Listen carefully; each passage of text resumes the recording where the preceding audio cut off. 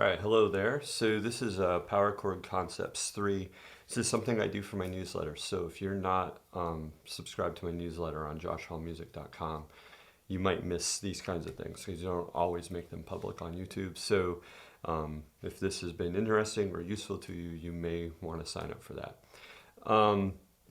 Here is part 3 of kind of how I use power chords or the power chord concept shape. So it kind of began with kind of an overall idea that this shape is useful for a lot of reasons, and you can add like one finger to them to make major 7, minor 7, major chords, minor chords really easily. And so that's in videos 1 and 2. This video is going to be more of how I use them, the shape in general, as like a melodic concept. And so here's just E minor, right? Like an E natural minor setup. So if I make a power chord, let's say I make a power chord right here. This is like a B power chord on the, 5th string. So I've got the note B and the note F sharp, and there's my power chord. If I surround this with all of the open strings that are available to me, then I get an E minor 9 sound. And I think that's super cool. If I just move this power chord with all of the notes that are in the E minor scale, so E, F sharp, G, A, B, C natural, D to E, then I get a particular kind of sound. And I'll just show you. So here's like B and F sharp, C and G, D and A, E and B. Now at F sharp and C, I get this tritone sound, and I'm not going to use it that often in this example, just because I have to leave the shape. I would use this in my sort of experiments when I improvise using these, just in general. But for this video, I'm going to probably avoid it a little bit. And then G and D, A and B, and then I'm back. Here's B and F sharp. So that's a full octave just on that string. And I can do that on all of the strings. They'll be like, here's E and B, here's the F sharp and C, that tritone, G and D, A and E, B and F sharp, C and G, D and A, E and B. And and I can keep going up, and I can do that on all kinds of strings. So here is a way that I use this. So I'm just gonna allow my low E string to drone. I will probably use the upper strings, these is however I feel like filling in, and I'm gonna just improvise. So this is made up. I don't really know what I'm gonna play. So hopefully it comes out worthy of listening to, and it gives you an idea of how useful this power chord shape really is, and how you can create kind of sonic tapestries with that. If I play any notes outside of the shape of the power chord, it's going to be probably with free fingers, and it's going to be just notes that are available within that scale. So all natural notes plus F sharp basically is probably how I'm going to be approaching it. So here we go. Here's a little improvisation for you. We'll see where it takes me.